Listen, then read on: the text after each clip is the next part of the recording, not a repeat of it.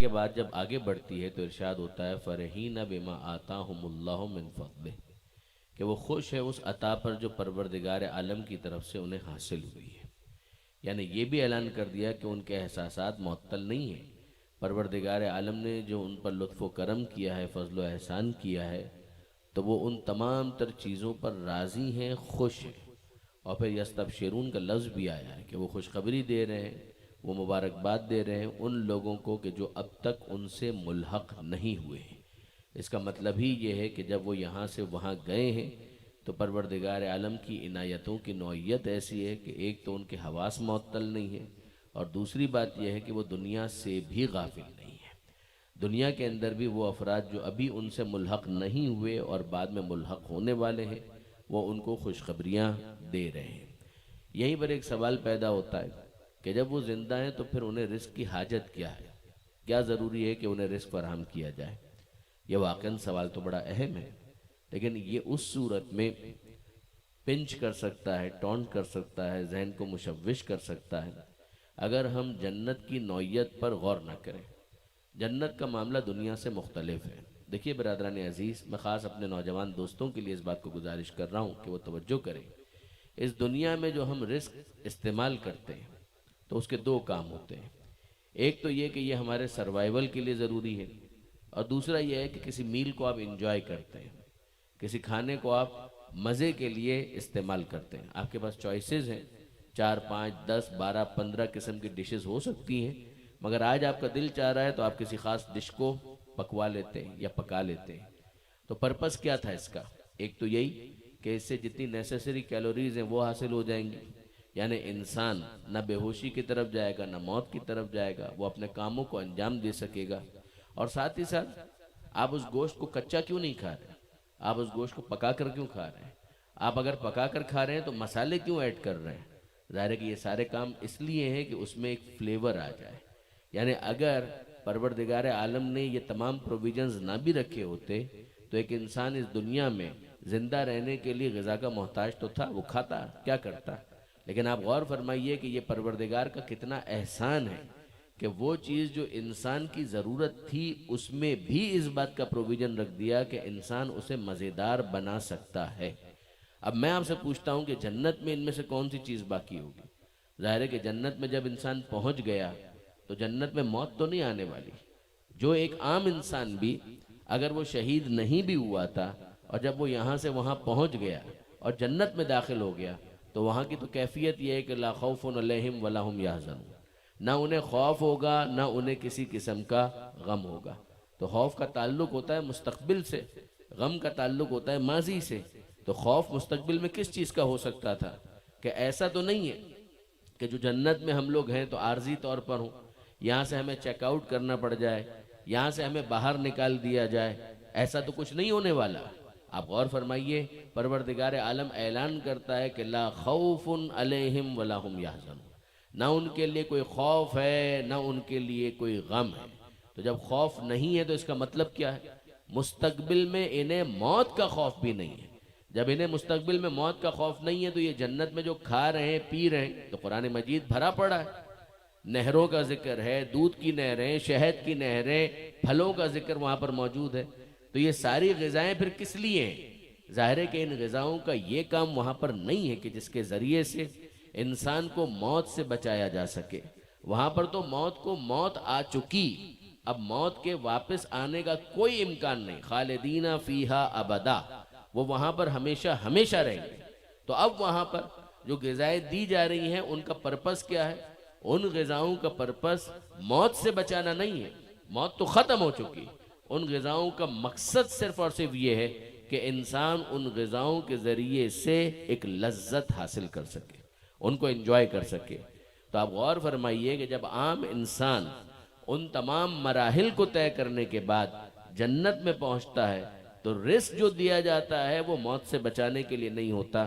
تو پھر یہ شہدائے راہ خدا، ان کو جو رزق دیا جا رہا ہے وہ موت سے بچانے کے لیے نہیں ہے، یہ حیات جاوید لے چکے، یہ پروردگار عالم کی طرف سے ایور گرین ڈکلیئر ہو چکے۔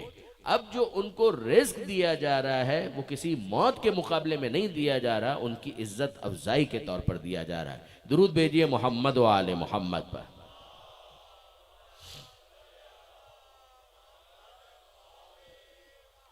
غور فرمایا برادران عزیز آپ نے کہ یہ معاملہ اس طریقے سے۔ اب یہاں پر ظاہر ہے کہ یہ اختتامی مجلس ہے تو ایک کشکول سا ہے کہ جو مطالب میں بیان کرنا چاہتا تھا، اب ان میں سے جو باقی رہ گئے ہیں ان کو آج کی اس نشست میں بقدر امکان میں آپ کے ساتھ شیئر کرنا چاہوں گا۔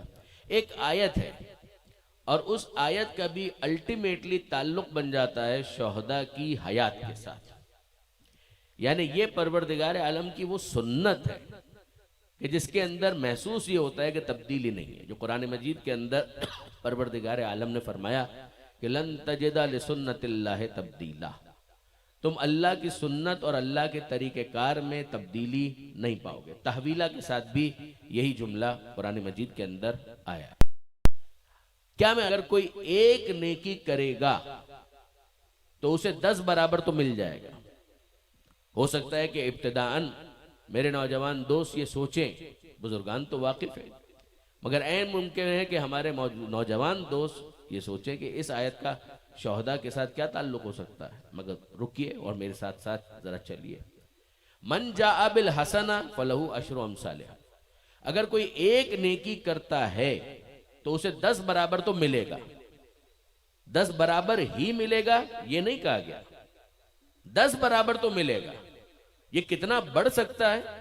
قرآن مجید کے اندر اس پر کافی بحث خصوصیت کے ساتھ سورہ مبارکہ بقرہ میں۔ دیکھیں یہ آیت کسی بھی نیکی کو کور کرتی ہے، کر دیا جائے گا۔ اگر کوئی کسی کی مشکل کو حل کرے تو جو اس کا ایکس ثواب تھا اس کو 10 سے ملٹیپلائی کر دیا جائے گا، وہ 10 گنا تو ہو ہی جائے گا۔ عرض کرنے کا مطلب یہ ہے کہ ایک ثواب تو اس وقت مل جاتا ہے کہ جب انسان اس کام کو کرنے کی نیت کرتا ہے۔ اگر اس نے ارادہ کیا جینون، اس کا واقعاً ارادہ ہے کہ اس کام کو انجام دے گا، اور کوئی رکاوٹ آ گئی اور وہ کام نہیں کر پایا، تو بھی پروردگار عالم کی طرف سے اسے ایک ثواب تو مل ہی جائے گا۔ یہ روایتوں کے اندر اس کی تشریح آئی ہے۔ اب اس نے اس کام کو انجام دے دیا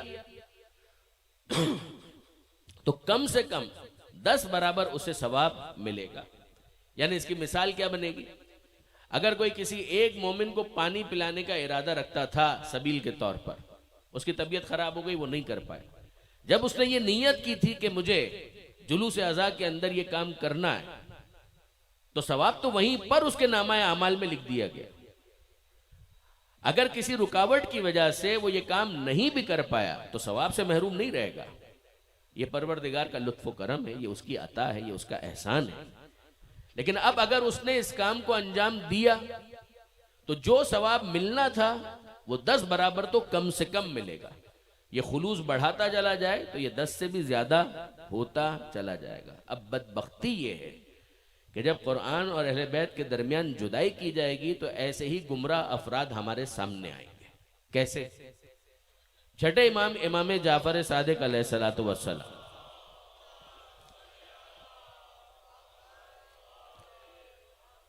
چھٹے امام خود اس کو بیان کرتے ہیں۔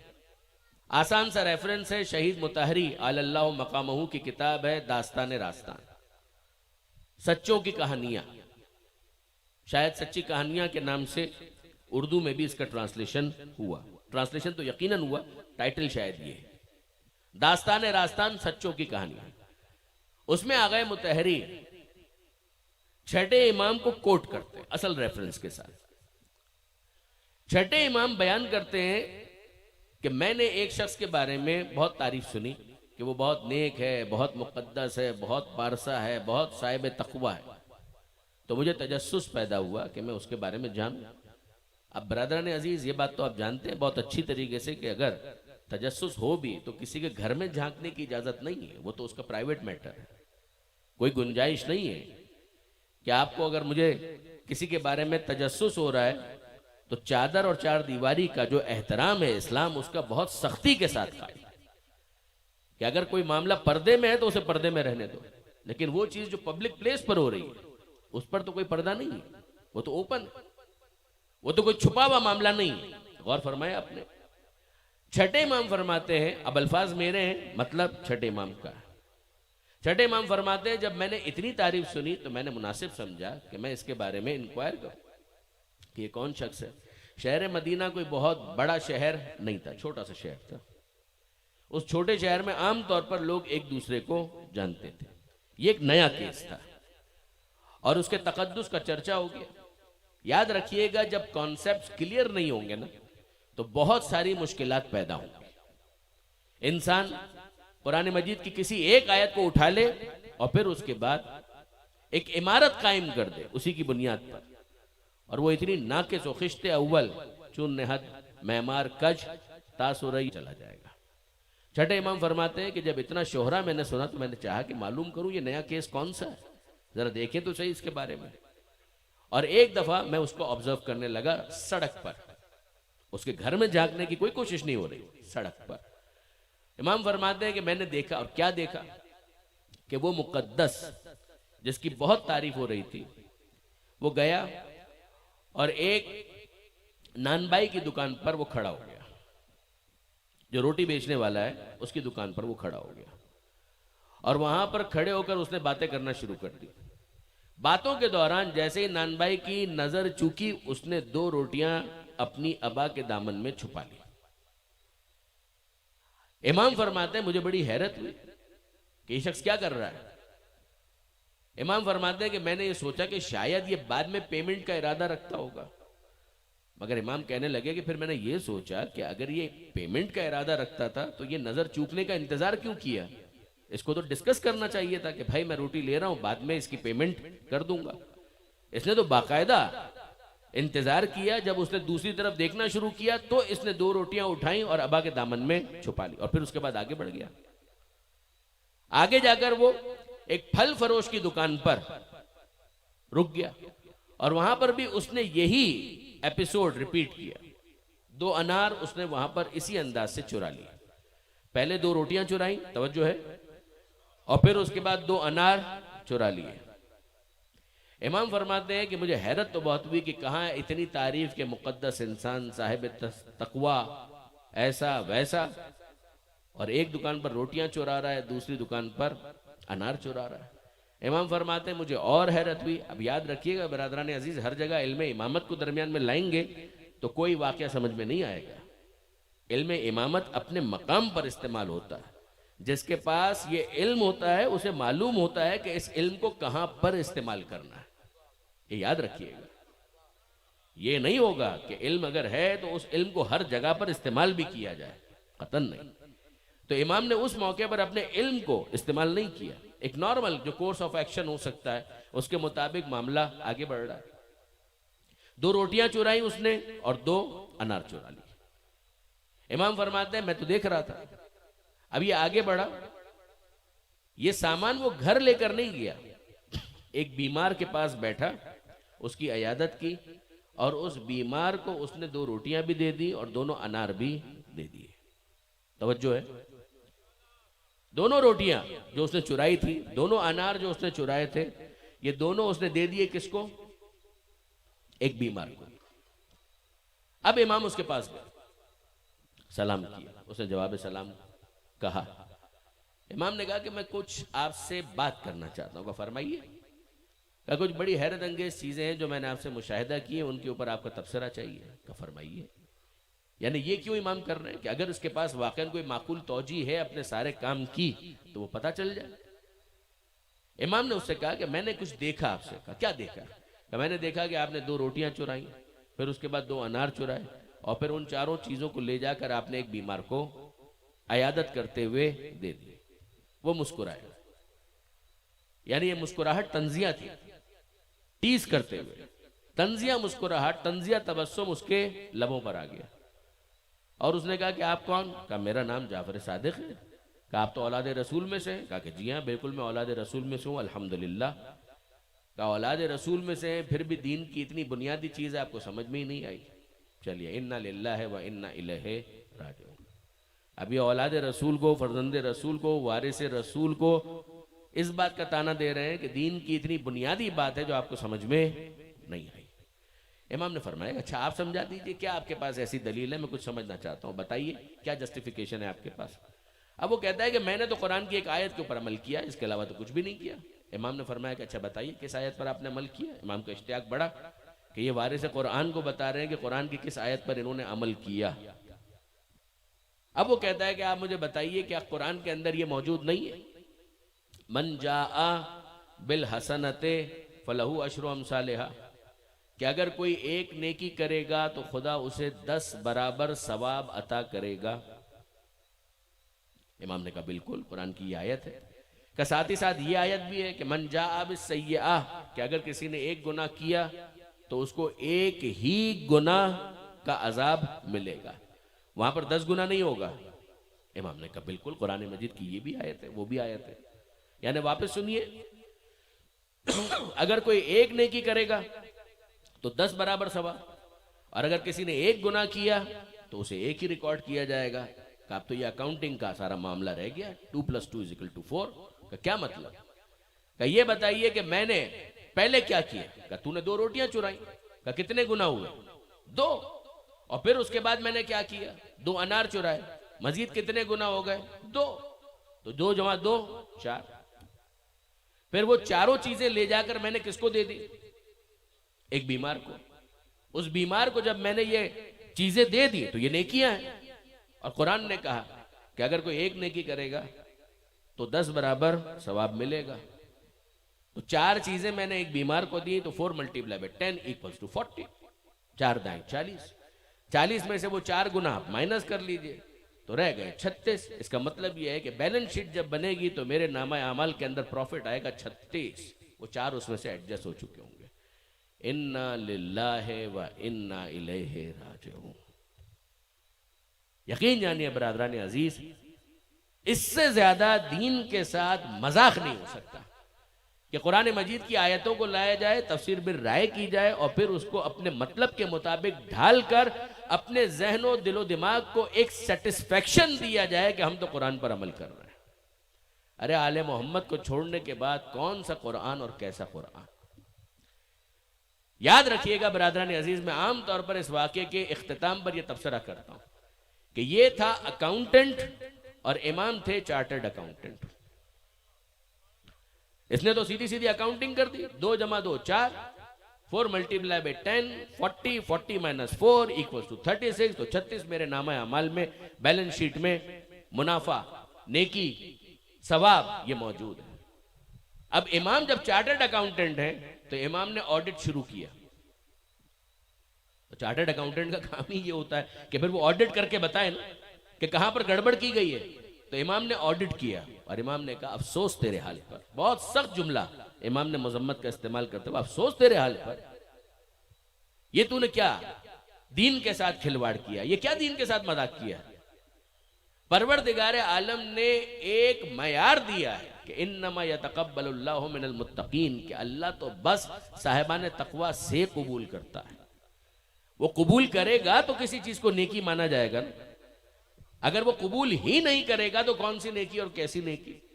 یعنی یہ کیا بات ہوئی کہ میں آپ کی چیز کے بارے میں نیت کروں کہ آپ کا گھر ہے وہ میں نے خدا کی راہ میں دے دیا، ارے آپ اپنا گھر دیجئے میں اپنا گھر دوں گا، آپ اپنا مال دیجئے میں اپنا مال دوں گا، یہ تو کوئی بات نہیں ہوئی۔ ابھی عابدی صاحب اسی بات کا تو مرثیہ پڑھ رہے ہیں کہ اگر مثال کے طور پہ کوئی جیب کترا ہے وہ یہاں پر آئے اور کسی عزادار کی جیب کاٹ لے اور اس میں سے مثلا 5,000 روپے مل گئے اس کو، اور 1,000 روپے لے جا کر وہ اسی ڈبے میں ڈال دے جو ڈونیشن کا ہے، اور اس کے بعد یہ گئے کہ 1000 × 10 تو پھر بھی ہو گیا، باقی 5,000 اس میں سے مائنس کر دیا جائے تو میرے نامہ اعمال کے اندر بہرحال کچھ نہ کچھ عزاداری کی ترویج کا ثواب مل جائے گا۔ کیا واقعاً اس طرح سے ہوتا ہے کہ 900 چوہے کھا کر بلی حج کو چلی؟ دوسرے کا مال غصب کرنے کے بعد اس پر تصرف کا حق کیا تھا؟ امام یہ فرماتے ہیں کہ جب تو نے چوری کی تو تقوی ہو گیا رخصت، جب تقوی رخصت ہو گیا تو سب کچھ ہو سکتا ہے، متقی نہیں ہو سکتا۔ جب متقی نہیں ہو سکتا تو صف متقین میں نہیں ہے، جب تو صف متقین میں نہیں ہے تو خدا کا اعلان ہے کہ یتقبل اللہ من المتقین، اللہ صرف متقین سے قبول کرتا ہے۔ جب تو متقی ہی نہیں ہے تو کون سا عمل اور کیسی قبولیت؟ درود بھیجیے گا محمد و آل محمد پر۔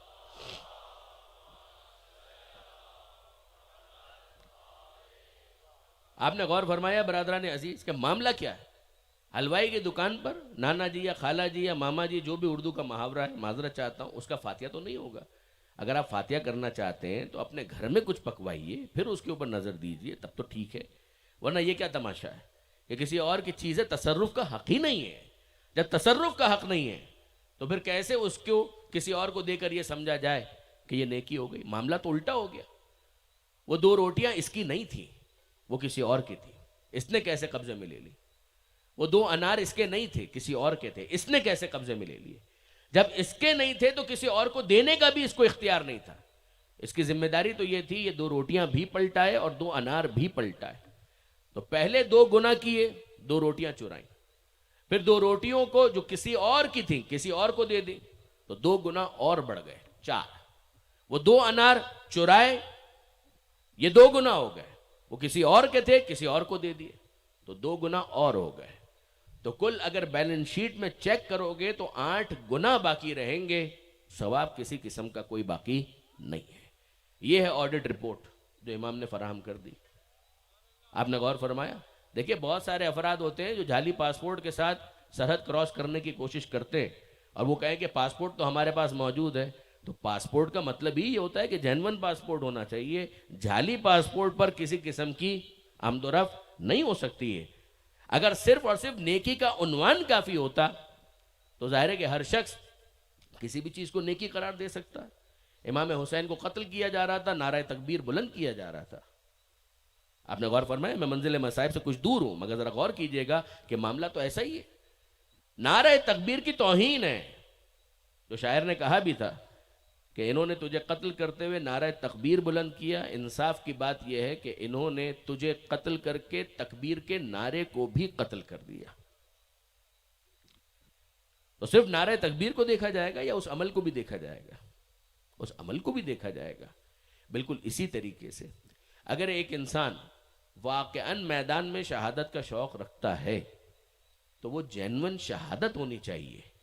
ایسا نہ ہو کہ وہ ہلاکت کو شہادت سمجھ بیٹھے اور بعد میں جب آڈٹ رپورٹ سامنے آئے تو پتہ چلے کہ سب کچھ تھا، شہادت والا معاملہ نہیں تھا، یہ تو ہلاکت تھی۔ کوئی شک نہیں ہے، کوئی شبہ نہیں ہے کہ پروردگار عالم کا نظام یہ ہے کہ اگر کوئی ایک نیکی کرے تو اسے 10 برابر دیتا ہے، مگر وہ نیکی تو ہو۔ اگر وہ واقعاً خدا کی راہ میں شہید ہوا ہے، کچھ تگانے راہ خدا میں وہ شمار ہوا ہے، تو کوئی شک نہیں۔ سورہ بقرہ 3 پارے کے درمیانی حصے سے کچھ پہلے ختم ہوتا ہے۔ سورہ بقرہ کے اختتامی موضوعات میں آپ دیکھیں گے تو آپ کو انفاق فی سبیل اللہ کی بحث بہت زیادہ ملے گی، جہاں پر پروردگار عالم نے بہت کچھ اس بارے میں بیان کیا، بہت کچھ۔ علامہ ذیشان حیدر جوادی علی اللہ مقامہ، درود بھیجیے گا محمد و آل محمد۔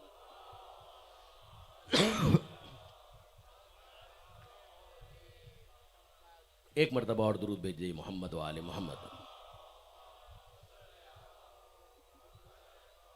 علامہ جوادی علی اللہ مقامہ مرحوم، وہ ہمارے محسنوں میں سے تھے۔ علامہ جوادی کی زندگی کی آخری جو باقاعدہ تقریر ہے جو ابو دھابی میں انہوں نے کی تھی، عاشور کے دن ان کا انتقال ہوا تھا، آپ میں سے سبھی اس بات کو جانتے ہیں۔ علامہ ذیشان حیدر جوادی کی جو آخری تقریر تھی شب عاشور کی، اس کا موضوع تھا انا للہ و انا الیہ راجعون۔ موضوع ہی یہ تھا، ہم اللہ کے لیے ہیں اور اللہ ہی کی بارگاہ میں ہمیں پلٹ کر جانا ہے۔ یعنی واقعاً کیا اس کو آپ حسن اتفاق کہیے، ایک انسپائریشن کہیے، ایک الہامی کیفیت کہیے کہ شب عاشور وہ اسی موضوع پر گفتگو کر رہے تھے، اور روز عاشور ماتم کرتے کرتے غالباً ان کے اوپر وہ اٹیک ہوا، اور اس کے بعد وہ شام غریبہ سے پہلے اپنے مولا کی بارگاہ میں پہنچ گئے۔ عجیب، پروردگار عالم نے انہیں موت نصیب کی کہ جس کے اوپر رشک آتا ہے۔ علامہ نے اپنی اس آخری تقریر کے اندر اس نقطے کو ایلوبریٹ کیا شہداء کے حوالے سے۔ سورہ بقرہ کا اختتام، اس اختتامی حصے میں پروردگار عالم نے انفاق فی سبیل اللہ پر بہت گفتگو کی۔ یہ جو عمومی اعلان ہے کہ من جاء بالحسنۃ فلہ عشر امثالھا، کہ اگر کوئی ایک نیکی کرتا ہے تو اللہ اسے 10 برابر عطا کرتا ہے۔ یہ تو اب آپ کے ذہن میں بالکل واضح ہے نا، وہ نیکی ہو جینون تو 10 برابر خدا عطا کرتا ہے۔ وہاں پروردگار عالم نے اس کو اور بڑھایا کہ اگر یہ نیکی زیادہ خلوص کے ساتھ ہو، خدا کی راہ میں خرچ کیا گیا، ریاکاری نہیں ہے، خلوص کے ساتھ پروردگار عالم کی راہ میں خرچ کیا گیا، تو عین ممکن ہے کہ جو خرچ کیا گیا ہے اس کا ثواب 10 گنا سے بڑھ جائے۔ کتنا بڑھ جائے؟ وہاں پر جو تعبیرات ہیں اس کا خلاصہ یہ ہے کہ 70 گنا، 700 گنا، یعنی وہ 1 روپیہ جو خدا کی راہ میں دیا تھا، منیمم اس کے لیے اعلان تھا کہ 10 روپے کے برابر تو ثواب ملے گا ہی، یعنی 1 روپے کا ثواب تھا مگر ملے گا 10 روپے کا ثواب۔ مگر سورہ بقرہ کے اختتام پر پروردگار عالم نے اس کو اور بڑھا دیا کہ اگر 1 روپیہ خلوص کے ساتھ خدا کی راہ میں دے دو تو پھر ہوگا کیا؟ کہ 70 روپے خدا کی راہ میں خرچ کرنے کا ثواب ملے گا، نہ 700 روپے خدا کی راہ میں خرچ کرنے کا ثواب ملے گا۔ کہاں 1 روپیہ اور کہاں 700؟ کتنا فاصلہ ہے؟ کون سی چیز ہے جو اس وزن میں اضافہ کر رہی ہے؟ یہ انسان کا خلوص ہے، کتنی سنسیریٹی کے ساتھ، کتنی طہارت کے ساتھ، للہیت کے جذبے سے کتنا سرشار ہو کر اس نے خدا کی راہ میں وہ مال خرچ کیا ہے۔ پروردگار عالم نے اس چیز کو کئی مقامات پر ڈسکس کیا ہے۔ اذا قیل لہم، سورہ یاسین کے اندر ان افراد کی مذمت کرتے ہوئے پروردگار عالم کیا کہتا ہے کہ جو خدا کی راہ میں خرچ نہیں کرتے؟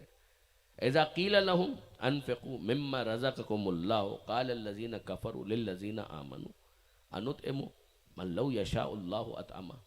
جب ان سے یہ کہا جاتا ہے کہ خرچ کرو اس میں سے جو اللہ نے تم کو رزق کے طور پر دیا ہے، تو یہ ہتے سے اکھڑ جاتے ہیں، یہ کہتے ہیں انطعم، ہم کھلائیں، من لو یشاء اللہ اطعمہ، جن کو اگر اللہ چاہتا تو خود کھلا دیتا۔ یعنی آپ ذرا واپس دیکھیے کہ معاملہ کیا ہوا۔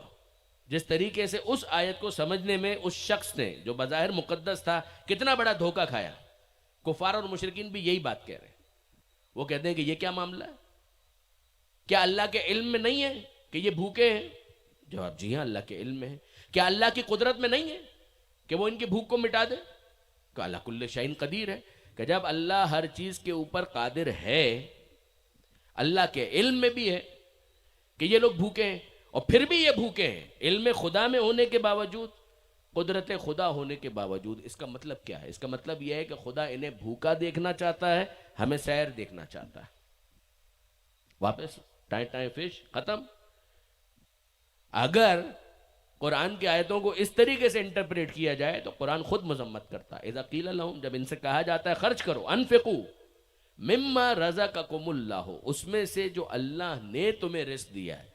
یعنی پہلے تو اپنے ذہن سے یہ خناس نکالو کہ جو مال تمہارے پاس ہے یہ تمہاری کلاکاری ہے یا کاریگری ہے، پہلے تو اس کو نکالو اپنے ذہن سے کہ یہ ہماری کلاکاری ہے۔ مانو کہ یہ اللہ کا رزق ہے، تم سے یقیناً کوشش کا مطالبہ کیا گیا تھا، مگر دینے والی ذات پروردگار کی، رزاق وہ ہے، رزق دینے والا وہ ہے۔ مگر جب ان سے یہ کہا جاتا ہے خرچ کرو اس میں سے جو اللہ نے تمہیں رزق دیا ہے، قال الذین کفروا، تو وہ کہتے ہیں کہ جنہوں نے کفر اختیار کیا، طنز کرتے ہوئے، للذین آمنوا، ان سے کہتے ہیں جو ایمان لائے، انطعم، ہم ان کو کھلائیں، من لو یشاء اللہ اطعمہ، اگر اللہ چاہتا تو خود کھلا دیتا، ان انتم الا فی ضلال مبین، تم کھلی ہوئی گمراہی میں مبتلا ہو۔ یعنی تم اتنی سی بات بھی نہیں سمجھ پا رہے۔ ذرا سا اس آیت کا تجزیہ کریں کہ پروردگار عالم کیا کہہ رہا ہے؟ انفقوا، خرچ کرو، اس میں سے خرچ کرو جو اللہ نے تمہیں رزق دیا ہے۔ اس کا مطلب کیا ہے؟ اے احمقو، خدا یہ چاہتا ہے کہ اس نے تمہیں رزق دیا، تم خدائی نمائندگی کا شرف حاصل کر کے وسیلہ بن جاؤ،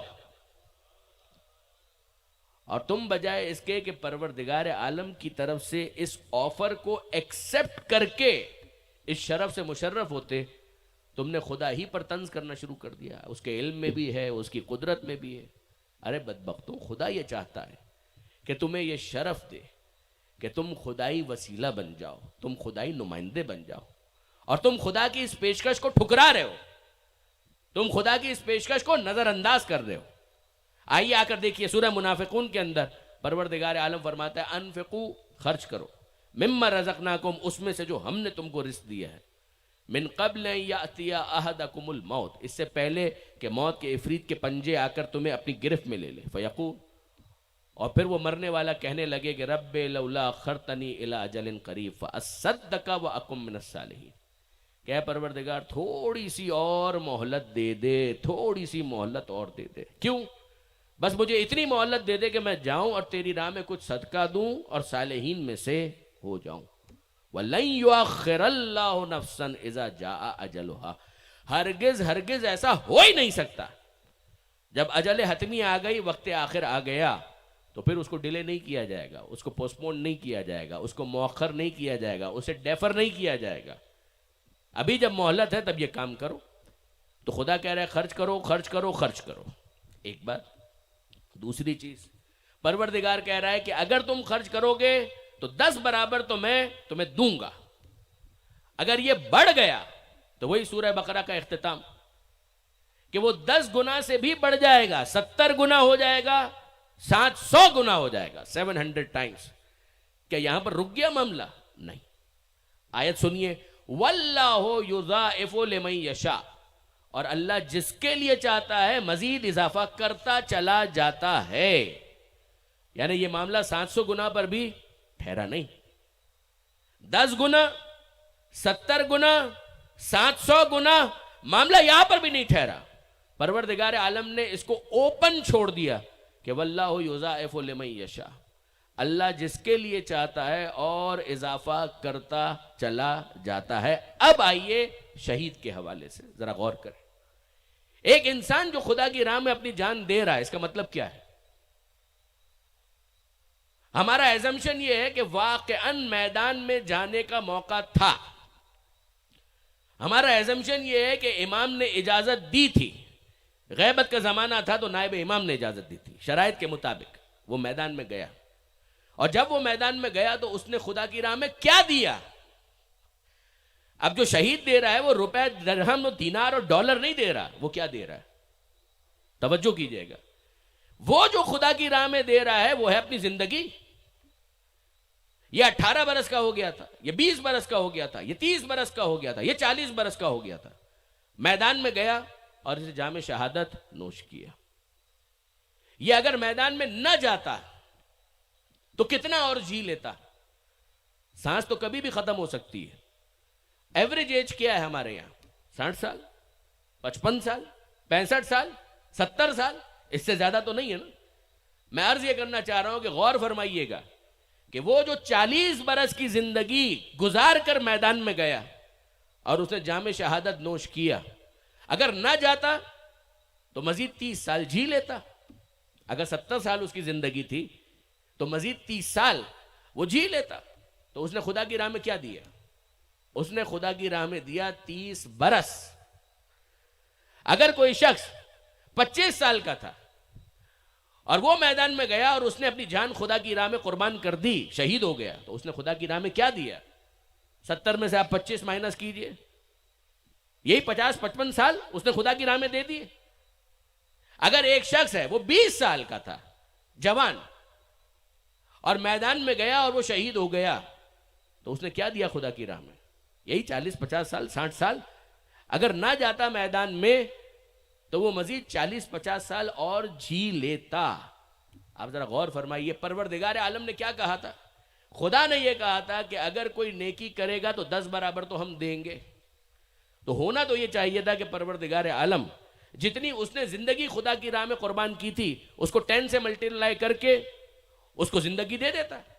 اگر اس نے 30 سال خدا کی راہ میں دیے تو اس کو 300 سال کی زندگی خدا دے دیتا۔ اگر اس نے 50 سال خدا کی راہ میں قربان کیے تو خدا 500 سال اس کو دے دیتا، 70 گنا، 700 گنا اسے دے دیتا۔ لیکن اب یہ پروردگار عالم کی عطائے لامحدود کہ واللہ یضاعف لمن یشاء، اللہ جس کے لیے چاہتا ہے اور اضافہ کرتا چلا جاتا ہے۔ خدا اس شہید کو مخاطب کر کے کہتا ہے کہ تم نے ہماری راہ میں 40 سال صدقہ کر دیے، تم نے ہماری راہ میں 50 سال صدقہ کر دیے، جواب میں ہم تمہیں جو دے رہے ہیں وہ عدد کے ایک دائرے میں محدود نہیں ہے، جو ہم تمہیں دے رہے ہیں وہ حیات جاوید ہے۔ ہم تمہیں ہمیشہ ہمیشہ کی زندگی دے رہے ہیں۔ اور ساتھ ہی آپ ایک دوسرے پہلو سے غور کیجئے کہ جس نے اس شہید کو قتل کیا اس نے کس کو چیلنج کیا؟ اس نے کس کو چیلنج کیا؟ اس نے اس شہید کو چیلنج نہیں کیا، اس نے خدا کو چیلنج کیا. من قتل نفسا بغیر نفس او فساد فی الارض فکأنما قتل الناس جميعا، سورہ مائدہ.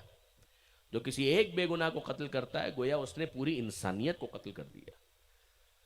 چیلنج کس کو کیا؟ اس نے خدا کو چیلنج کیا. یعنی فرض کیجئے کہ اس شخص کی زندگی 70 سال تھی، 20 سال کی زندگی گزار کر وہ میدان میں آیا اور اس کو شہید کر دیا گیا. مظلومانہ شہادت. وہ بیچارہ اپنا دفاع کر رہا تھا اور اس کو شہید کر دیا گیا. خدا نے اس کے لیے طے یہ کیا تھا کہ دنیا کے اندر وہ 70 برس زندہ رہے گا، 60 برس زندہ رہے گا، 55 برس زندہ رہے گا، پھر اس کی طبعی موت آئے گی. یہی تھا نا. لیکن اس نے، دشمن نے اسے اس طبعی مدت تک پہنچنے سے پہلے اس دنیا کے اندر قتل کر دیا. اس نے کس کو چیلنج کیا؟ اس نے اس مجاہد فی سبیل اللہ کو چیلنج نہیں کیا، اس نے خدا کو چیلنج کیا. اس نے خدا سے یہ کہا کہ اے پروردگار تو اس کو زندہ دیکھنا چاہتا تھا، میں اس کو مردہ دیکھنا چاہتا ہوں. تو چاہتا تھا کہ یہ زمین پر چلے، میں اسے زمین پر زندہ نہیں رہنے دوں گا، میں اسے رزق خاک بنا دوں گا، میں اسے قتل کر دوں گا. جب اس دشمن خدا نے خدا کو چیلنج کرتے ہوئے مجاہد فی سبیل اللہ کو قتل کیا، اس نے اس مجاہد کو چیلنج نہیں کیا، اس نے خدا کو چیلنج کیا. اور جب خدا کو اس نے چیلنج کیا تو خدا کی طرف سے یہ جواب آتا ہے کہ تم چیلنج کر رہے ہو مجھے کہ میں اسے زندہ دیکھنا چاہتا ہوں اور تم اسے مار دینا چاہتے ہو. تو میں پہلے کیا چاہتا تھا اور اب کیا چاہتا ہوں. میں پہلے اس کے لیے یہ چاہ رہا تھا کہ 70 برس یہ زندہ رہے. تم نے اس 70 برس کی زندگی کے میرے فیصلے کو چیلنج کر کے اسے قتل کر دیا. میں اعلان کرتا ہوں کہ میں تمہیں ناکام اور نامراد کر دوں گا. پہلے یہ 70 برس جینے والا تھا، اب یہ 70 برس نہیں، ہمیشہ ہمیشہ کے لیے حیات جاوید حاصل کرے گا.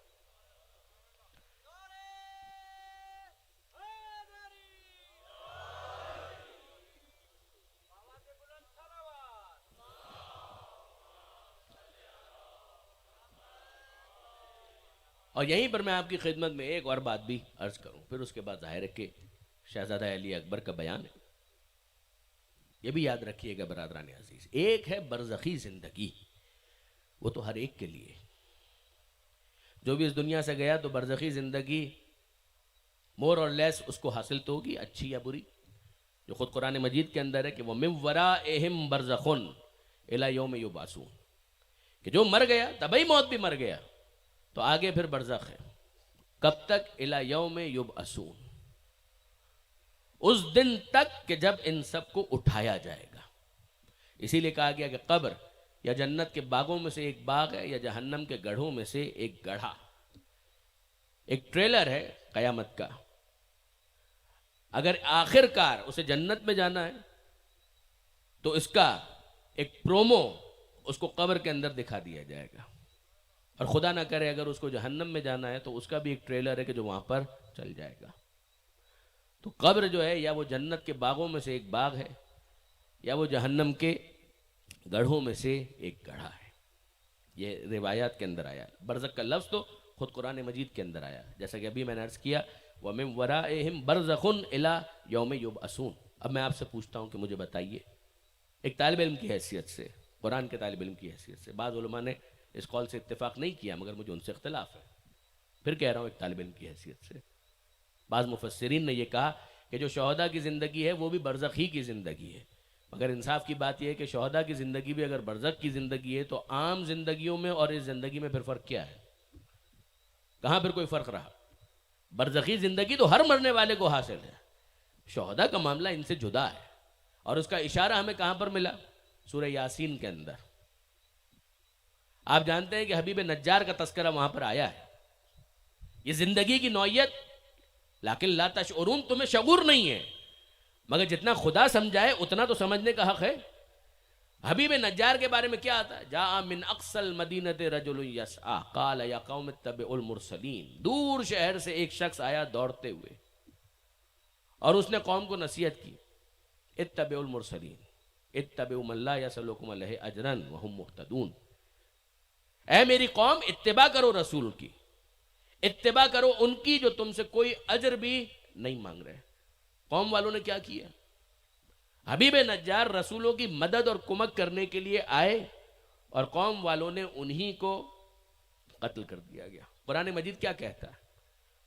قرآن مجید یہ کہتا ہے قیلت خل الجنہ، قرآن کہتا ہے کہ اس سے کہا گیا کہ جنت میں داخل ہو جا۔ یعنی اس کا مطلب کیا ہے؟ یہ اشارہ بہت ہی ایکسپلیسٹ ہے، امپلائی تو ضرور کرتا ہے، اور وہ کیا ہے؟ پروردگار عالم گویا یہ سمجھانا چاہتا ہے کہ اے دنیا والوں سمجھو، جو خدا کی راہ میں شہید ہوتا ہے پھر اس کے لیے درمیان کے مراحل کو ختم کر دیا جاتا ہے، نہ قیامت میں اٹھنا، اسے براہ راست جنت میں داخل ہونے کا اذن اور اجازت دے دی جاتی ہے۔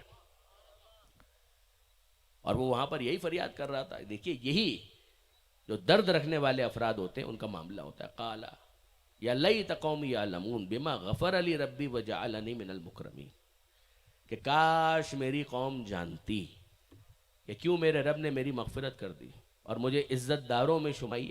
غیر معصوم ہونے کے بعد ظاہر ہے کہ زندگی میں کہیں نہ کہیں کوئی نہ کوئی لغزش ہوئی ہوگی، تو وہ کہہ رہے بما غفر لی ربی، کہ میرے جتنے گناہ تھے ان کو بھی خدا نے معاف کر دیا، یعنی کوئی حساب کتاب بھی نہیں، کچھ بھی نہیں۔ بما غفر لی ربی، حقوق الناس کا معاملہ البتہ الگ ہے، مگر جو حقوق اللہ ہے کہ وہ سب معاف۔ اگر صحیح موقع پر تشخیص کرتے ہوئے، ڈائیگنوز کرتے ہوئے انسان شہادت کا تاج اپنے سر پر سجا لے، تو پھر اب اس کے بعد نتیجہ کیا نکلتا ہے؟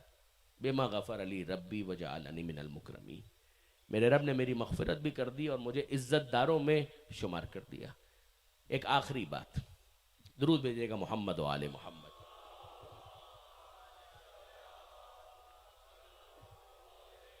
ابھی میں نے آپ کے سامنے اتنی مرتبہ یہ بات کہی، دیکھیے برادران عزیز، آج میں لبرٹی لے رہا ہوں آپ لوگوں کے ساتھ اور انتظامیہ کے ساتھ بھی، جیسے کہ اب فارملی تو یہ آخری مجلس ہے جیسے کہ میں نے عرض کیا، تو اگر میں تھوڑا زیادہ وقت بھی لے لوں گا تو میں نے ویسے بھی بعض مجلسوں کے اندر کچھ زیادہ وقت تو لے لیا، مگر اب یہ میرا کیا بگاڑ لیں گے؟ تو آپ بھی صاحب ہیں، ویسے ہی محبت کرنے والے ہیں، دوسرے جو انتظامیہ کے افراد ہیں وہ سارے کے سارے مخلصین ہیں، تو اگر آج میں تھوڑا زیادہ بھی وقت لے لوں تو یہ میرا کیا بگاڑ لیں گے؟ لیکن پھر بھی میں آپ لوگوں کو بہت زیادہ انگیج نہیں کروں گا، شاید 10 منٹ میں آپ کے زیادہ لوں، میری اپنی صحت بھی اس سے زیادہ کی مجھے اجازت نہیں دے رہی۔ ایک بات مجھے بتائیے، میں آپ سے بہت قریب ہو کر یہ باتیں کر رہا ہوں، بہت قریب ہو کر، مجھے ایک بات بتائیے، تقیہ بھی تو ایک فینومینا ہے، وہ بھی تو ہے، اور یہ کہا گیا کہ تقیہ جو ہے وہ دین کا حصہ ہے۔ یہ شہادت شہادت شہادت، تو یہ تقیہ کدھر چلا گیا؟ تقیہ بھی تو ایک چیز ہے نا، کہ بھئی اپنی جان بچانے کے لیے بہت کچھ اجازت دی جاتی ہے۔ کیا قرآن مجید کے اندر اس کا کوئی تذکرہ آیا ہے؟ جواب جی ہاں بالکل آیا ہے، اس کا تذکرہ بھی خود قرآن مجید کے اندر آیا ہے۔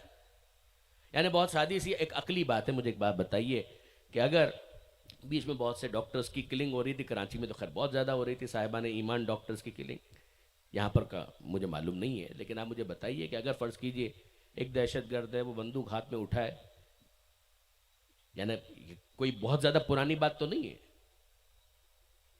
یہ کچھ سال پیشتر کی باتیں ہیں کہ دندناتے ہوئے پھر رہے تھے، اور اگر ان کو پتہ چل جائے کہ کسی ڈاکٹر کے نام کے آگے لکھا ہوا ہے رضوی، زیدی، نقوی، تو اتنے قرائن ان کے لیے کافی ہوتے تھے یہ سمجھنے کے لیے کہ یہ صاحبان ایمان ہیں، وہ ان کو شوٹ کر دیتے تھے۔ اب آپ مجھے بتائیے، وہ جو حب آل محمد میں شہید ہو گیا تو یقیناً وہ شہید ہے۔ جب باقاعدہ روایت امام فخر الدین رازی نے تو یہ لکھ دی کہ پیغمبر اکرم نے تو یہ فرمایا کہ اگر کوئی طبعی موت بھی مر جائے، من مات علی حب آل محمد مات شہیدہ، کہ اگر طبعی موت بھی کوئی مر جاتا ہے تو اس کو بھی شہادت کا رتبہ مل جاتا ہے، احکام شہید بار نہ ہو لیکن بہرحال اس کو شہید کا درجہ مل جاتا ہے۔ علامہ سید علی نقی صاحب نے اس پر بھی تبصرہ فرمایا، انہوں نے کہا کہ یہ پوری روایت اگر آپ دیکھیں تو کیا شاندار حدیث ہے پیغمبر اکرم کی کہ من مات علی حب آل محمد مات شہیدہ، جو مر جائے آل محمد کی محبت میں وہ شہید مرا، طبعی موت مرا ہے مگر اس کو بھی شہید شمار کیا جائے گا۔ یہ صرف اتنا جملہ نہیں ہے، یہ صرف اتنا جملہ نہیں ہے، آگے پورا سلسلہ ہے کہ جس میں پیغمبر اکرم پہلے تو یہ کہتے ہیں من ماتا علی حب آل محمد ماتا شہیدہ، جو آل محمد کی محبت لے کر اس دنیا سے گیا وہ شہید مرا۔ اگلا جملہ سنیے، من ماتا علی حب آل محمد ماتا مغفورا، جو آل محمد کی محبت لے کر اس دنیا سے گیا اس کی مغفرت ہو گئی۔ من ماتا علی حب آل محمد ماتا کامل الایمان، اگر کوئی آل محمد کی محبت لے کر اس دنیا سے گیا وہ مکمل ایمان کے ساتھ اس دنیا سے گیا۔ من ماتا علی حب آل محمد ماتا علی السنہ والجماعہ، اگر کوئی آل محمد کی محبت لے کر اس دنیا سے گیا وہ سنت پر مرا، جماعت پر مرا۔ اس کا مطلب یہ ہے کہ اگر کوئی اہل سنت والجماعت بننا چاہتا ہے تو حب آل محمد کے بغیر گزارا نہیں ہے۔ یہ امام فخر الدین رازی کوٹ کر رہے ہیں، اور انہی کے اتباع میں زمخشری نے بھی کشاف کے اندر اس کو کوٹ کیا، اور پھر اس کے بعد یہ سلسلہ آگے بڑھتا ہے۔ شہید مرا، آل محمد کی محبت کے ساتھ جو گیا شہید مرا، مغفرت کے ساتھ مرا، مکمل ایمان کے ساتھ مرا۔ پھر اس کے بعد من ماتا علی حب آل محمد، جو آل محمد کی محبت کے ساتھ مرا اسے اس طرح جنت میں لے جایا جائے گا جس طرح سے دلہن کو اس کے کمرے میں لے جایا جاتا ہے۔ کیا تعبیرات ہیں، کیا تعبیرات ہیں کہ جو پیغمبر اکرم استعمال کر رہے ہیں۔ اور صرف اتنا ہی نہیں ہے، پھر اس کے بالکل متوازی ایک دوسرا سلسلہ ہے کہ جس کے اندر پیغمبر فرماتے ہیں من ماتا علی بغض آل محمد، کہ اگر کوئی آل محمد کے بغض کے ساتھ اس دنیا سے گیا، یعنی ہم اللہ کے رسول سے کہیں کہ اللہ کے رسول بس تولا ہو گیا، اب تبرے کی کیا ضرورت ہے، مگر پیغمبر اکرم اس کو کافی نہیں مان رہے تو آپ کو کافی ماننے کا حق کیا ہے؟ پیغمبر اکرم پہلے یہ بتاتے ہیں حب آل محمد، شہید مرا، مغفرت کے ساتھ مرا، ایمان کی تکمیل کے ساتھ مرا، اس طرح سے اسے لے جایا جائے گا کہ جیسے دلہن کو اس کے کمرے میں لے جایا جاتا ہے۔ پھر پیغمبر کہتے ہیں من ماتا علی بغض آل محمد، اگر کوئی آل محمد کے بغض کے ساتھ اس دنیا سے گیا ماتا کافرہ، وہ کافر مرا، وہ چاہے ایمان کا ڈھونگ رچا رہا ہو، مگر آل محمد کا بغض اگر اس کے دل میں ہے تو کون سا ایمان اور کیسا ایمان، وہ کافر بنا۔ من ماتا علی بغض آل محمد ماتا آیسا من رحمت اللہ، اگر کوئی آل محمد کے بغض کے ساتھ اس دنیا سے گیا وہ رحمت خدا سے مایوس اس دنیا سے جائے گا، اسے خدا کی رحمت حاصل نہیں ہو پائے گی۔ یہ پورا سلسلہ ہے۔ تو ایک طرف تو وہ والا معاملہ، اب میں آپ سے وہ جو مثال عرض کر رہا تھا ذرا اس کے پر غور کیجئے کہ اگر کوئی فرض کیجئے دہشت گرد دندناتا ہوا ہے اور کہے کہ صاحب بتائیے ڈاکٹر رضوی کا کلینک کہاں پر ہے، ڈاکٹر نقوی کا کلینک کہاں پر ہے، تو ہم یہ کہیں کہ ہاں بھائی ہم جھوٹ کیسے بول سکتے ہیں، بھائی جان یہی وہ کلینک ہے، جائیے اندر اور اپنا کام کیجئے، تو آپ یہ کریں گے؟ یعنی کوئی شیعہ ہو، سنی ہو، کسی بھی مذہب سے تعلق رکھتا ہو، دین سے تعلق رکھتا ہو، کیا اس کا ضمیر گوارا کرتا ہے کہ اس موقع پر سچ بول کر اس ڈاکٹر کو جو مظلوم بھی ہے، بے گناہ بھی ہے، صرف اس جرم میں کہ آل محمد کی محبت اس کے دل میں ہے، یا اس کا نام آل محمد کے ماننے والوں کا ہے، یا اولاد رسول والا نام ہے، اس کی جان جاتی ہے تو جائے، کوئی فرق پرواہ نہیں۔ لیکن بہرحال ہم کیسے جھوٹ بول سکتے ہیں؟ تو یہاں پر تاکید کی جاتی ہے کہ یہ وہ موقع نہیں ہے کہ جہاں پر اس سچ کے عنوان کو استعمال کر کے اس ڈاکٹر کو اس دہشت گردی کی بھیٹ چڑھا دیا جائے۔ یہاں پر کیا کیا جائے گا؟ تقیہ کیا جائے۔ کیا قرآن مجید کے اندر اس کا تذکرہ ہے؟ جواب جی ہاں، بالکل قرآن مجید کے اندر اس کا تذکرہ ہے۔ عمار یاسر کے واقعے کے اندر آپ کہیں پر بھی کسی سے بھی پوچھ لیجئے، قرآن کی آیت ہے الا من اکرہ وقلبہ مطمئن بالایمان، کہ اگر زبان سے کوئی کلمہ کفر کہنا پڑے کہہ دو، اگر مجبور کیے گئے ہو اور دل تمہارا ایمان پر مطمئن ہے تو ہم تمہارے اس کلمہ کفر کی وجہ سے تمہیں کافر نہیں مانیں گے۔ جب تمہارے دل میں ایمان موجود ہے تو کوئی بات نہیں۔ جناب عمار یاسر کا معاملہ یہی، آپ جانتے ہیں کہ جناب عمار یاسر کی جو والدہ تھیں جناب سمیہ خاتون، وہ اسلام کی پہلی شہید خاتون ہے، ان کے والد کو بھی شہید کیا گیا، مشرکین نے شہید کر دیا، اور جناب عمار سے کہا کہ جب تک تم کلمہ کفر نہیں کہو گے اس وقت تک تم کو نہیں چھوڑیں گے۔ تو جناب عمار نے کلمہ کفر کہہ دیا، ان کی جان چھوٹ گئی۔ وہ آئے پیغمبر اکرم کے سامنے روتے دھوتے، اللہ کے رسول انہوں نے مجھے مجبور کیا اور میں یہ کہنے پر مجبور ہو گیا۔ تو اب پیغمبر اکرم کیا فرماتے ہیں؟ اس میں کسی قسم کا کوئی اختلاف نہیں ہے. آیت پڑھی ہے میں نے آپ کے سامنے، آیت میں اختلاف کا تو کوئی سوال ہی نہیں ہے. لیکن جو آیت کا بیک گراؤنڈ ہے اسے بھی آپ تفسیر کی کتابوں میں چیک کر لیجئے گا، وہاں پر بھی آپ کو کوئی اختلاف نہیں ملے گا کہ جب پیغمبر اکرم کے سامنے جناب عمار نے یہ بات کہی تو پیغمبر اکرم نے کیا کیا؟ ناراض ہوئے، کہہ رہے تم نے جھوٹ بول دیا. پیغمبر اکرم نے کیا کہا؟ کچھ بھی ہو جاتا تمہیں یہ نہیں کہنا چاہیے تھا. جی نہیں. پیغمبر اکرم نے مسکرا کر ایک جملہ کہا، اگر آئندہ وہ مجبور کریں تو آئندہ بھی کہہ دینا. آپ نے غور فرمایا؟ یہ ایک مثال ہے. اب آئیے دوسری مثال اور اس کے ساتھ ہی میں اختتام کی طرف بات کو لے جاؤں. قرآن مجید کا 40واں سورہ ہے جس کا ایک نام ہے سورہ غافر.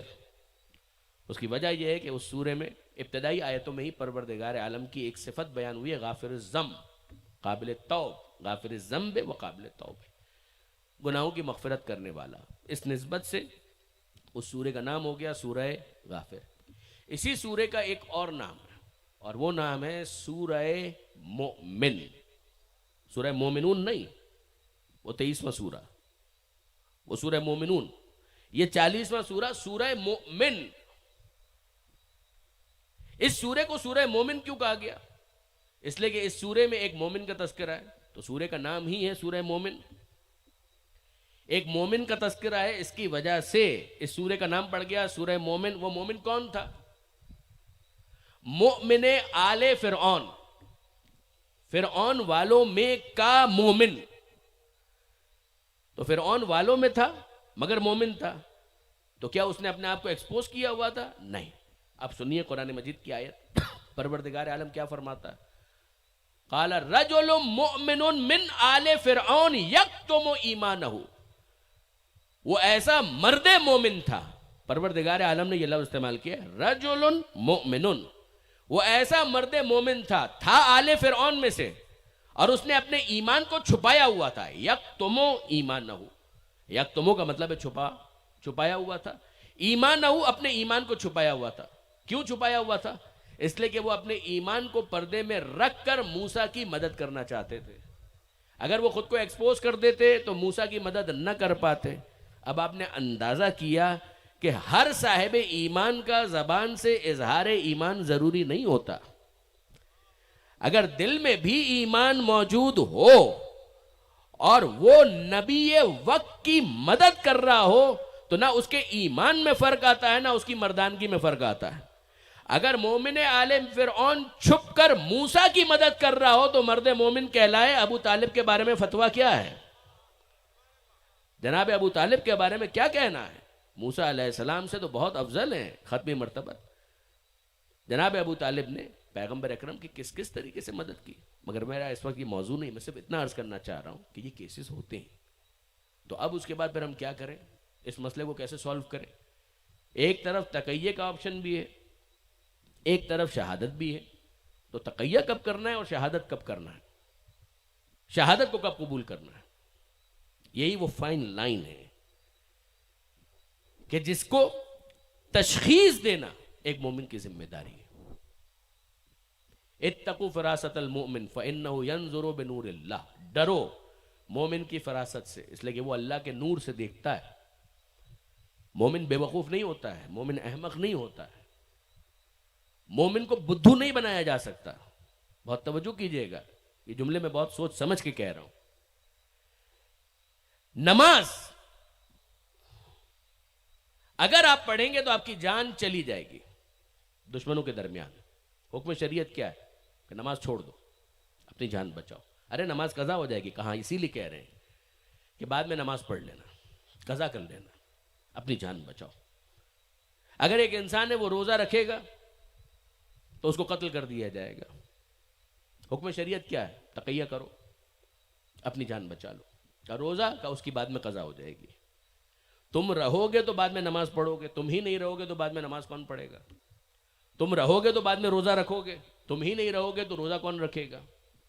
تو اگر تمہاری جان خطرے میں ہے اور مقابلے میں تمہاری نماز ہے تو کیا کرو؟ کہا اپنی نماز کو چھوڑ دو، اپنی جان بچا لو. اپنے روزے کو چھوڑ دو، اپنی جان بچا لو. للہ علی الناس حج البیت من استطاع الیہ سبیلا ومن کفر فإن اللہ غنی عن العالمین. اللہ کا حق ہے کہ لوگ اس کے گھر کا حج کریں. کون؟ من استطاع الیہ سبیلا، جس کے پاس استطاعت ہے. آپ مناسک حج اٹھا کر دیکھ لیجئے، اس کے اندر راستے کا کھلا ہونا شامل ہے. اگر کسی کی جان کو خطرہ ہے اس کے اوپر حج واجب ہی نہیں ہے. راستے کے محفوظ ہونے کا انتظار کرو. تم رہو گے تو بعد میں حج کر سکو گے. اگر تم ہی نہیں رہو گے تو حج کرے گا کون؟ تم رہو گے تو نماز پڑھو گے، تم رہو گے تو روزہ رکھو گے، تم رہو گے تو حج کرو گے، تم رہو گے تو عزاداری ہوگی. لہذا کبھی ایسا کوئی موقع آئے تو ٹھیک ہے، کوئی بات نہیں. تمہاری نماز خطرے میں ہے اور تم خطرے میں ہو، کوئی بات نہیں. حکم شریعت یہ ہے کہ اپنی نماز کو چھوڑ دو، اپنی جان بچا لو. تمہارا روزہ خطرے میں ہے، تمہاری جان خطرے میں ہے. اگر اس کو بچاتے ہو تو وہ خطرے میں، اس کو بچاتے ہو تو یہ خطرے میں، کوئی بات نہیں. تم اپنا روزہ چھوڑ دو، اپنی جان بچا لو. تمہارا حج خطرے میں ہے، کوئی بات نہیں. اپنا حج چھوڑ دو، اپنی جان بچا لو. تم رہو گے تو بعد میں یہ فریضہ انجام دے سکو گے. آپ نے غور فرمایا؟ لیکن جہاد میں کیا ہوتا ہے کہ جاؤ میدان میں اپنی جان دے دو. کمال ہو گیا، اب الٹا ہو گیا سب کہ میدان میں جاؤ اور اپنی جان دے دو. اب اپنی جان قربان کر دو. جواب جی ہاں، اب اپنی جان قربان کر دو. تو اے پروردگار، یہ جان تو اتنی قیمتی تھی کہ تو نے ہی کہا کہ نماز چھوڑ دو جان بچا لو، روزہ چھوڑ دو جان بچا لو، حج چھوڑ دو جان بچا لو. اور اب اسی جان کے بارے میں یہ کہا جا رہا ہے کہ جاؤ میدان میں اور جا کر جان قربان کر دو. جواب ملے گا جی ہاں. ہم نے جو کہا تھا اس کو سمجھو، بہت توجہ کیجئے گا. ہم نے جو کہا تھا اس کو سمجھو. اگر تمہاری نماز خطرے میں ہو اور تمہاری جان خطرے میں ہو تو اپنی نماز کو چھوڑ دو، اپنی جان بچا لو. لیکن جب خود نماز خطرے میں ہو تو اپنی جان قربان کر دو، نماز کو بچا لو.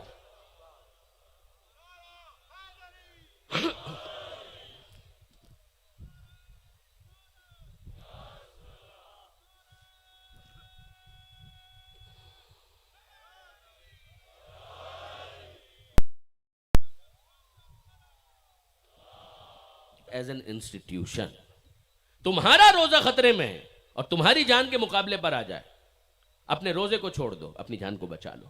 لیکن جب خود روزہ خطرے میں ہو تو اپنی جان قربان کر دو. تمہارا حج خطرے میں ہے اور تمہاری جان کے مقابلے پر آ جائے، اپنے حج کو چھوڑ دو، اپنی جان کو بچا لو. لیکن جب حج ایز این انسٹیٹیوشن خطرے میں آ جائے تو پھر اس موقع پر اپنی جان قربان کرو اور حج کو بچاؤ. اب آپ کو اندازہ ہوا کہ زیارتوں میں کیوں کہا جاتا ہے حسین مظلوم کو مخاطب کر کے کہ اشہد انک قد اقمت الصلاۃ وآتیت الزکاۃ وامرت بالمعروف ونہیت عن المنکر. حسین مظلوم نے نماز کو بچایا ہے، حسین نے زکوٰۃ کو بچایا ہے، حسین مظلوم نے امر بالمعروف کا حق ادا کر دیا، حسین مظلوم نے نہی عن المنکر کا حق ادا کر دیا. عزیزان، علامہ سید علی نقی صاحب ایک بہت پیارا تبصرہ کرتے ہیں. وہ فرماتے ہیں کہ حسین کا مقصد کتنا عظیم تھا اس کا اندازہ اس بات سے لگائیے کہ حسین نے قیمت کیا چکائی ہے. یعنی حسین یہ سمجھانا چاہتے ہیں کہ اندازہ کرو میرے عباس کے بازو اتنے معمولی نہیں ہیں کہ کسی چھوٹے مقصد کے لیے میں اسے قربان کر دوں. میرے علی اکبر کا شباب اتنا حقیر نہیں ہے کہ کسی غیر اہم مقصد کے لیے میں اسے قربان کر دوں. اور عزیزوں، میرے قاسم کا سراپا اتنا معمولی نہیں ہے کہ کسی چھوٹے مقصد کے لیے میں اسے قربان کر دوں. اور میری زینب کی چادر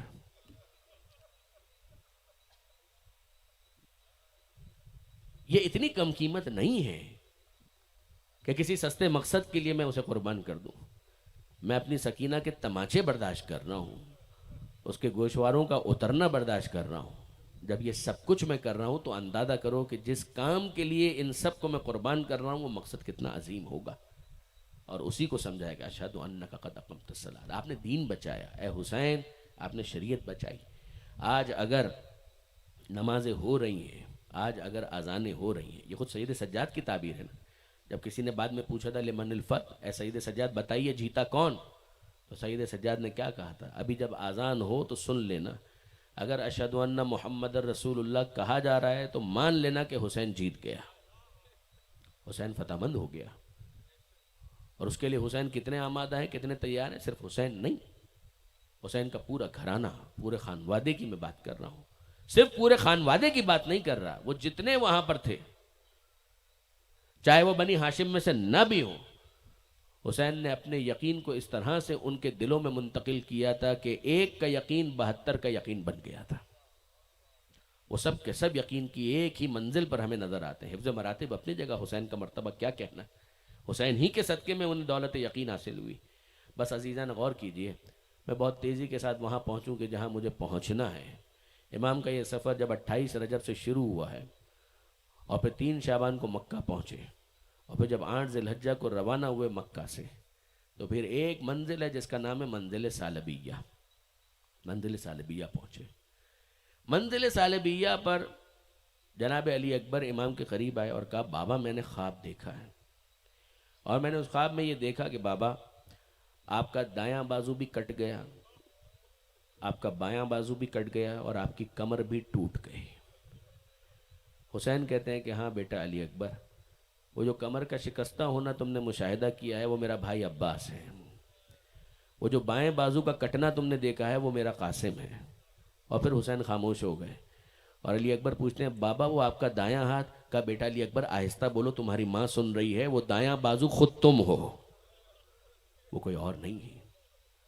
اس موقع پر علی اکبر کہتے ہیں بابا السنا علی الحق، کہ بابا کیا ہم حق پر نہیں ہیں؟ کہا بالکل خدا کی قسم ہم حق پر ہیں۔ کہا اس کے بعد ہمیں اس بات کی کیا پرواہ کہ موت ہم پر آ گرے یا ہم موت پر جا گرے۔ بالکل دادا والا جملہ ہے، یہ مولا کائنات کا جملہ تھا کہ ابو طالب کے بیٹے کو اس بات کی پرواہ نہیں ہے کہ وہ موت پر جا گرے یا موت اس پر آ گرے۔ بالکل وہی تیور، بالکل وہی انداز جناب علی اکبر نے اختیار کیا۔ عاشور کا دن آ گیا، آپ جانتے ہیں عزیزان، عاشور کا تو آغاز بھی ہے اذان علی اکبر سے۔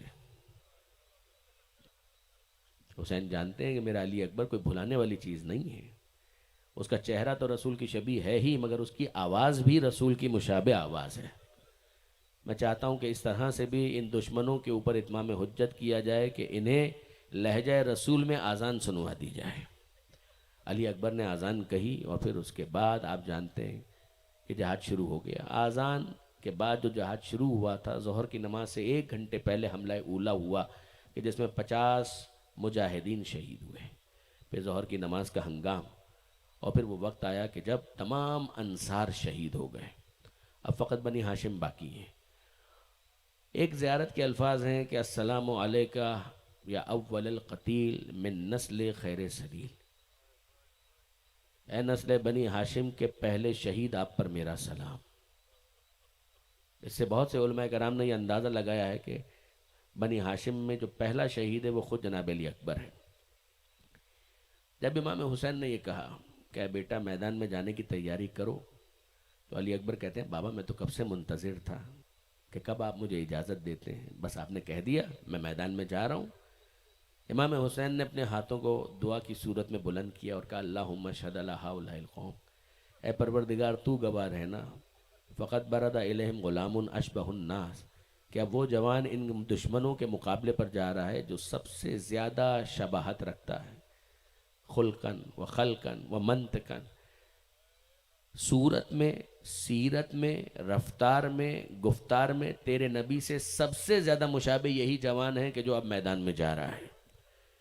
کننا اذا اشتقنا زیارت نبی کا نظرنا الی وجہہ، جب کبھی ہمارا دل چاہتا کہ ہم تیرے نبی کی زیارت کریں تو شبیہ رسول علی اکبر کو دیکھ لیا کرتے تھے، اور اب وہ جا رہا ہے۔ اکبر آمادہ اور تیار گھوڑے پر بیٹھنے لگے تو امام حسین نے کہا بیٹا کہاں جا رہے ہو؟ کہا بابا آپ نے کہا میں آپ کے حکم پر عمل کرنے کے لیے میدان میں جا رہا ہوں۔ کہا کہ ایسے نہیں، میدان میں جاؤ اور ضرور جاؤ، لیکن پہلے خیمے میں جاؤ، ماں سے بھی اجازت لے کر آؤ اور پھوپھی سے بھی اجازت لے کر آؤ۔ اکبر کے لیے میدان میں دشمن کا مقابلہ کرنا آسان ہے، مگر ماں کو کیسے بتائیں کہ اب میں مرنے کے لیے جا رہا ہوں، اور پالنے والی پھوپھی کو کیسے بتائیں کہ پھوپھی اماں اب میں مرنے کے لیے جا رہا ہوں۔ اسی خیال میں جناب علی اکبر ماں ام لیلہ کے خیمے میں داخل ہوتے ہیں۔ علامہ اظہر حسن زیدی صاحب کے الفاظ، داخل ہوئے اور ایک عجیب منظر دیکھا کہ جناب لیلہ نے مصلی بچھایا ہوا ہے اور نماز کی تیاری کر رہی ہیں۔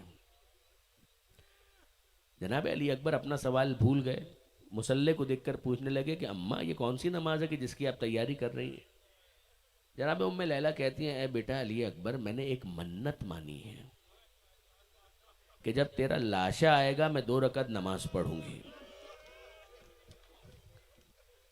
اے بیٹا علی اکبر میں تو اسی نماز کی تیاری کر رہی ہوں۔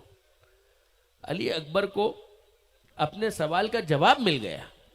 وہ کہنے لگے اماں آپ نے تو میرا مسئلہ ہی حل کر دیا، میں آپ کو یہی بتانے کے لیے آیا ہوں کہ اب میں میدان میں جا رہا ہوں، کچھ دیر کے بعد میرا لاشا آنے والا ہے۔ اور جناب ام لیلہ کہتی ہیں ہاں بیٹا جلد جاؤ میدان میں تاکہ میں اپنی منت بڑھا سکوں۔ ماں سے تو اجازت مل گئی۔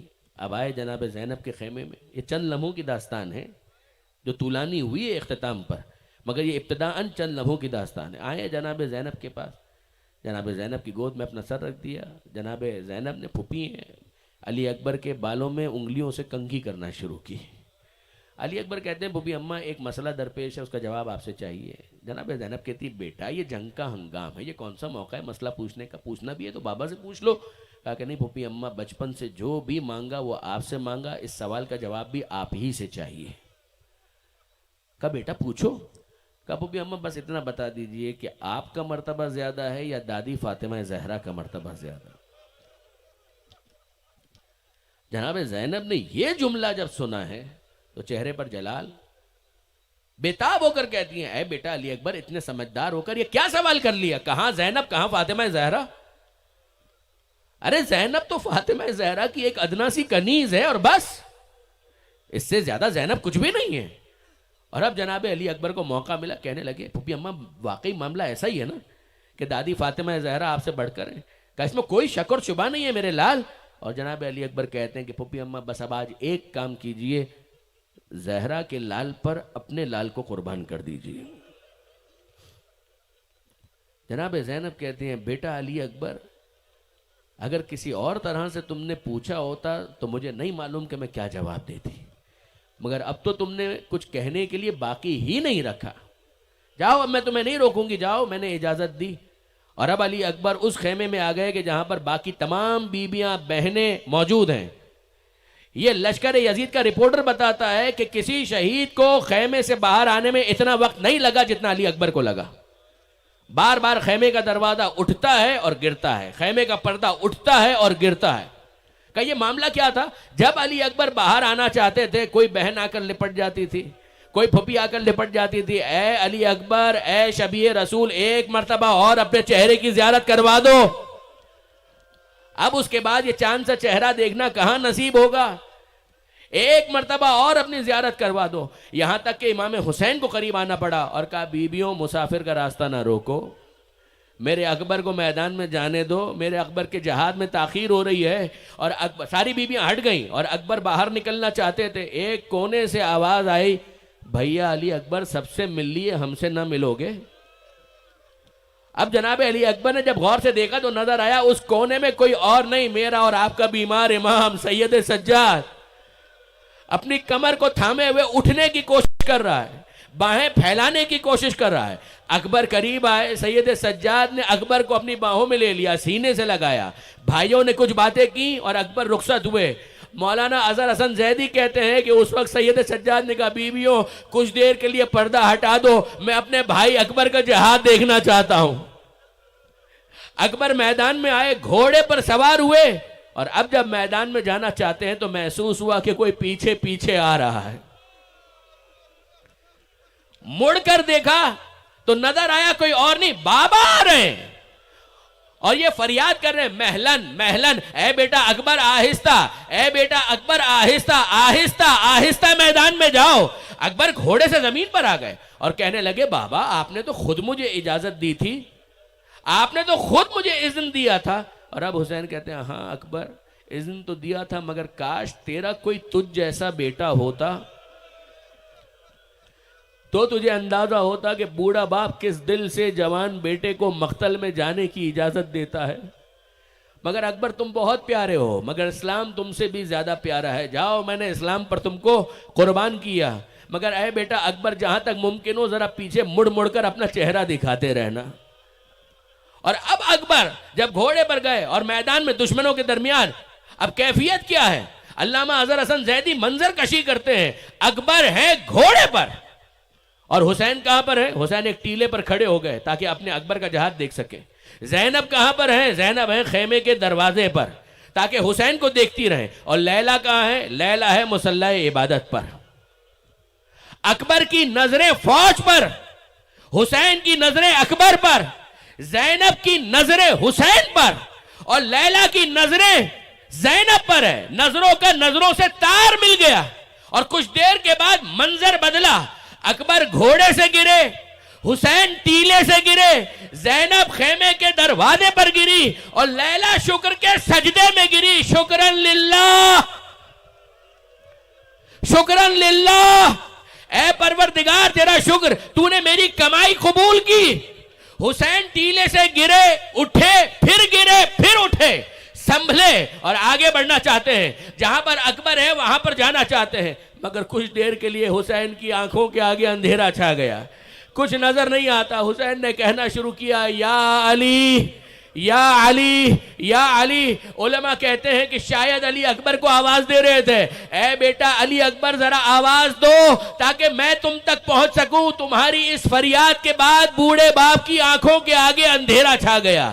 اور بعض علماء یہ کہتے ہیں کہ نہیں، اکبر کو آواز نہیں دے رہے تھے، اپنے بابا علی مرتضیٰ کو آواز دے رہے تھے.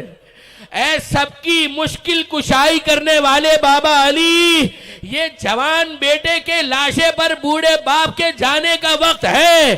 آپ کی مدد کے بغیر حسین یہ کر نہیں پائے گا. آپ اپنے حسین کی مدد کیجئے. حسین آہستہ آہستہ آہستہ پہنچے، آنکھوں نے کچھ ساتھ دینا شروع کیا. اکبر کے جنازے پر پہنچے. اکبر زخمی ہے، سینے میں برچھی کا ٹوٹا ہوا پھل ہے. اکبر نے اس پھل پر اپنا ہاتھ رکھا ہوا ہے اور اب حسین یہ منظر دیکھ رہے ہیں. خدا کسی بوڑھے باپ کو اپنے جوان بیٹے کی یہ حالت نہ دکھائے. اس وقت حسین یہ کہتے ہیں، اے بیٹا علی اکبر ذرا میری مدد کرو، میں تمہیں خیموں تک لے جانا چاہتا ہوں. مگر حسین نے جب اٹھانے کی کوشش کی نہیں اٹھا پائے. کہا، اے بیٹا علی اکبر ایک کام تو کرو، ذرا اپنے ہاتھوں کو میرے گلے میں ڈالنا تاکہ میں تمہاری مدد سے تمہیں اٹھا سکوں. اکبر نے ایک ہاتھ تو گلے میں ڈالا مگر دوسرا ہاتھ سینے سے نہیں ہٹایا. حسین کہتا ہے، اے بیٹا اکبر یہ دوسرا ہاتھ بھی ہٹاؤ. کہا کہ نہیں بابا میں یہ دوسرا ہاتھ نہیں ہٹانا چاہتا. کہا کیوں نہیں ہٹانا چاہتے؟ کہا بابا آپ دیکھ نہیں پائیں گے، بابا آپ برداشت نہیں کر پائیں گے. اور اب حسین جلال کے عالم میں کہتے ہیں، اے اکبر تجھے معلوم ہے نا تیرا باپ کتنا صابر ہے، تجھے معلوم ہے نا تیرا باپ کتنا صبر کرنے والا ہے. ذرا ہاتھ ہٹا، میں دیکھنا چاہتا ہوں کہ کیا ہے کہ جسے تو چھپا رہا ہے.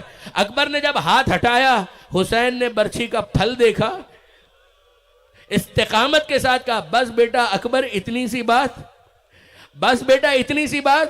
اکبر کو زمین کربلا پر لٹایا اور زمین کربلا پر گھٹنوں کے بل بیٹھ گئے اور پھر اکبر کے برچھی کے اس ٹوٹے ہوئے پھل کو نکالنے کی کوشش کرنا چاہتے ہیں.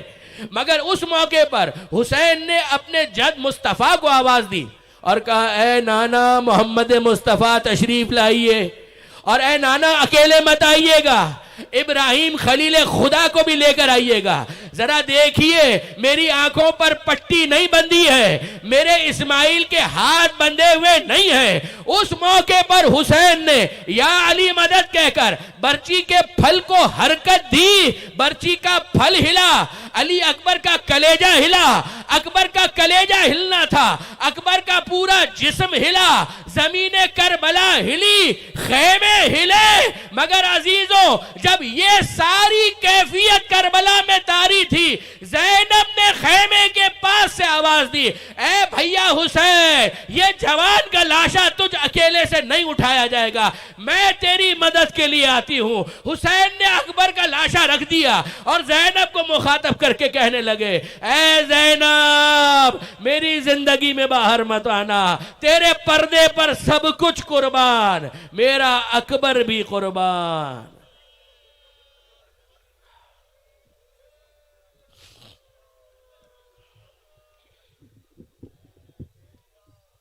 یا حسین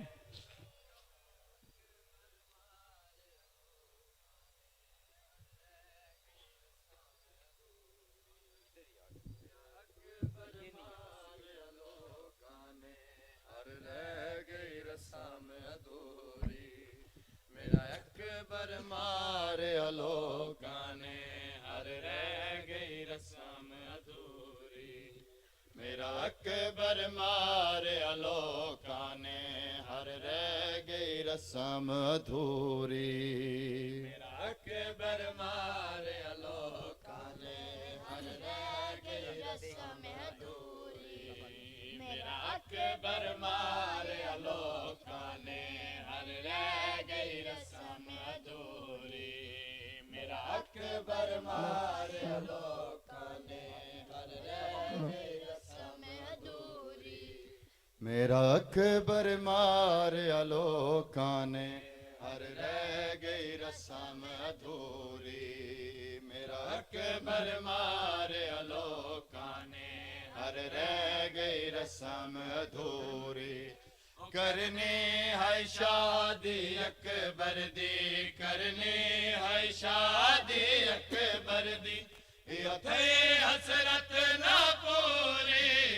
میرا اکبر مارے الوکاں نے ہر رہ گئی رسم ادھوری میرا اکبر مارے الوکاں نے ہر رہ گئی رسم ادھوری میرا اکبر مارے الوکاں نے ہر رہ گئی رسم ادھوری میرا اکبر مارے الوکاں نے ہر رہ گئی رسم ادھوری نہ شکل کتے کوئی پھپھیا لے نہ ماوا مہندی لائے نہ شکل کتے کوئی پھپھیا لے نہ ماوا مہندی لائے نہ سیج سجائی دکھیا نے نہ سیج سجائی